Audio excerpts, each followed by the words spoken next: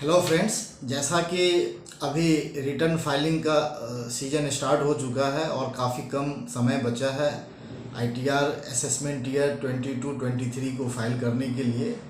तो अक्सर tax payer और टैक्स प्रोफेशनल्स दोनों को खास करके जो लाइफ इंश्योरेंस की जो मैच्योरिटी प्रोसीड्स होती है, तो उस पर किस तरह से हम उस पर टैक्सेशन करें, किस तरह से उस इनकम को डिस्क्लोज़ करें, क्या टैक्स की लायबिलिटी होगी, तो इसके बारे में बहुत तरह के कन्फ्यूजन होते हैं और बाद में इनकम टैक्स के द्वारा बहुत तरह के नोटिसेस को फेस करना पड़ता है और कई तरह की इनकम टैक्स डिपार्टमेंट उस पर डिमांड को रेज करते हैं। तो आज हम इन्हीं चीज़ों को थोड़ा डिटेल में आपको इनकम टैक्स के क्या प्रोविजंस हैं, किस तरह से हम अपने जो इंश्योरेंस पॉलिसीज़ की जो मैच्योरिटी होती है उस पर हमें किस तरह से हमें टैक्स देना होगा, किस अमाउंट पे टैक्स देना होगा, इन सब चीज़ों को हम अभी आपको डिटेल में बताने जा रहे हैं ताकि अब जब आईटीआर अपनी आप फाइल करें तो इन चीज़ों का ख्याल रखें। तो दोस्तों, मैं सीए एनके चौधरी, अब तक आपके साथ बहुत सारे हमने यूट्यूब पे वीडियो अपलोड किए हुए हैं और आप सभी काफ़ी लाभान्वित हुए हैं। कई लोगों के हमें फ़ोन मैसेजेस मिलते हैं तो उनको काफ़ी कुछ फ़ायदा हो रहा है और ख़ास करके जो हमने एक वीडियो बनाया था कि बगैर जीएसटी रजिस्ट्रेशंस के भी आप बिजनेस कर सकते हो, ये वीडियो हमारा सबसे टॉप पे चल रहा है। इसकी रेटिंग काफ़ी अच्छी चल रही है, काफ़ी कमेंट्स आ रहे हैं और आपके भी अगर इस वीडियो से जुड़े किसी भी तरह के कोई सुझाव हो, किसी भी तरह की कोई प्रॉब्लम्स हो, तो आप कमेंट बॉक्स में बेशक आप लिख डालें, हम हर एक कमेंट्स का ज़रूर रिप्लाई करते हैं। तो अगर पहली बार कोई सब्सक्राइबर अगर इस वीडियो को देख रहे हैं तो सबसे पहले आप इसको सब्सक्राइब करना ना भूलें और साथ ही साथ बेल बटन को भी ज़रूर प्रेस करके रखें ताकि हमारी कोई भी अपकमिंग वीडियो आप तक जल्दी पहुंच जाएगी। और जो भी हमारे सब्सक्राइबर ऑलरेडी हैं, आप लोगों का काफ़ी प्यार मिला है, हमारा सब्सक्राइबर बेस भी काफ़ी अच्छा हो गया है। तो आप लोग हमारे हर वीडियो को लाइक ज़रूर करिए, आपका हर एक लाइक हमारे को काफ़ी मोटिवेट करेगा ताकि हम आपके टैक्सेशन से और भी कई मसलों से जुड़े हुए इश्यूज़ पे हम आपको नई जानकारी के साथ आपको वीडियो शेयर करेंगे। आपको यही इन्फॉर्मेशंस कंपाइल करने के लिए काफ़ी सारी बुक्स, रेफरेंसेस, कंसल्टेंसी की ज़रूरत होती है। हम ये सारी चीज़ों को कंपाइल करके आपके पास एक सटीक इन्फॉर्मेशन लेके आते हैं कि बगैर आप टाइम वेस्ट किए हुए आपको सही जानकारी मिल सके।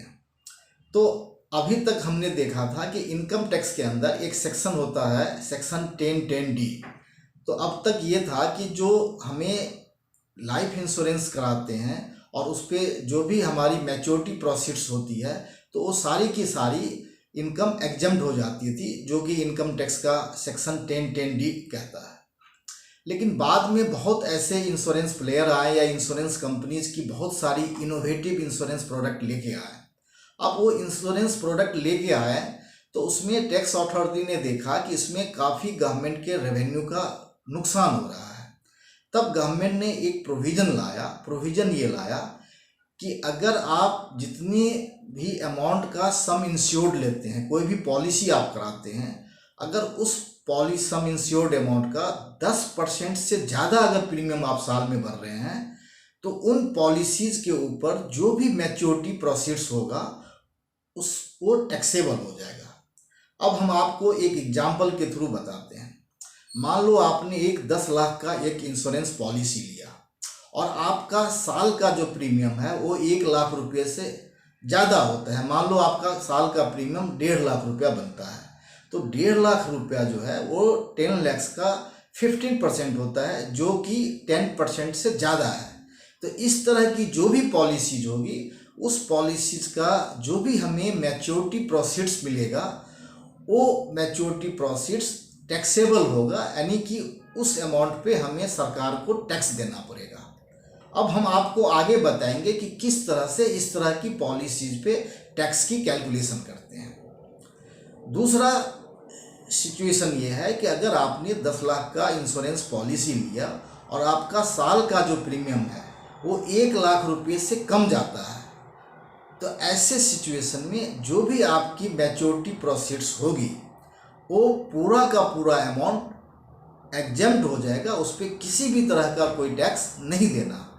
मान लो आपका 10 लाख की पॉलिसी है और साल का प्रीमियम 95,000 है, जो कि 10% से कम बैठता है। तो ऐसे सिचुएशन में जो भी मैच्योरिटी प्रोसीड्स होगा उस पॉलिसी के अगेंस्ट में, उस पर हमें कोई भी अमाउंट पे कोई टैक्स नहीं देना है। वो सारा का सारा अमाउंट आपको एग्जेम्प्ट हो जाएगा, जो कि सेक्शन 10(10)D जो इनकम टैक्स एक्ट का है उसके तहत वो एग्जेम्प्ट आप क्लेम कर सकते हैं।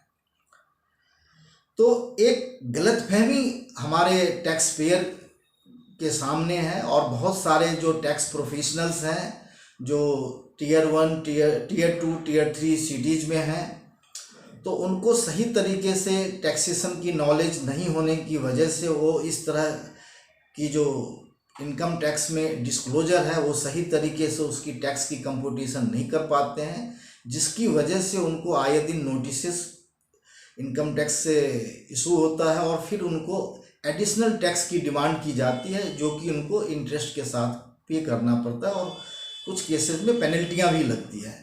तो आपको कोई एडिशनल टैक्स ना लगे, इंटरेस्ट ना लगे, कोई पेनल्टी ना लगे, वो तभी पॉसिबल है जब आप इस चीज़ का डिस्क्लोजर इनकम टैक्स में जब अपनी रिटर्न के भरते समय सही तरीके से उसका डिस्क्लोजर करें। तो जो 10% से ज़्यादा अगर प्रीमियम देते हैं तो वहाँ गवर्नमेंट का इंटेंशन है कि आप उस तरह की जो पॉलिसीज़ हैं वो प्रॉफिट अर्न करने के लिए ले रहे हैं। तो ऐसे सिचुएशंस में रेवेन्यू अथॉरिटी ने, इनकम टैक्स डिपार्टमेंट ने कहा कि हम ऐसी ट्रांजैक्शंस को टैक्स करेंगे। अब टैक्स कितना होगा, अब इस चीज़ को हम एक डिटेल एग्जाम्पल के थ्रू आपको बता रहे हैं। मान लो कि आपने एक 10 लाख रुपए का पॉलिसी लिया और उसकी प्रीमियम आप जो है 1.5 लाख रुपए आप इनकी प्रीमियम आप दे रहे हो। तो 1.5 लाख रुपए आपने इनकी प्रीमियम दे दी, तो वो 15% हो गया, जो कि 10% से ज़्यादा हो गया। तो इस तरह से आपने कुल मिला के गवर्नमेंट को, इंश्योरेंस कंपनी को 10 लाख रुपया आपने प्रीमियम पे कर दिया।